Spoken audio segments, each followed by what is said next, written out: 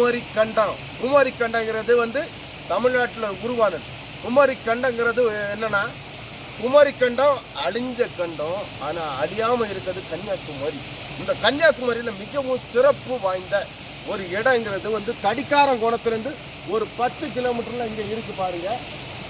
இவ்வளவு மிஸ்ட் ஏறி போயிருக்கு, சும்மா இல்லை. எல்லா இடத்தையும் சுற்றி பார்த்தோம்னா அவ்வளோ மிஸ்ட் ஏறி இருக்கும். கன்னியாகுமரி மாவட்டத்தில் கொடைக்கானல் ஊட்டியை தாண்டி இவ்வளோத்துக்கு ஒரு முதன்மையான ஒரு கூலிங்கான இடம் இங்கே இருக்கு. ஆனால் இங்கே யாருமே கண்டுக்கொள்ளல.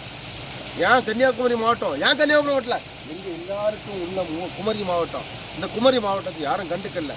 முடிஞ்சா கண்டுக்கிடுங்க. தடிக்காரங்கோணத்துலேருந்து ஒரு 10 கிலோமீட்டரில் ஊட்டி கொடைக்கானல் ஏற்காடை தாண்டி மிகவும் கூலிங்கான இடம் ஒன்று இருக்குது.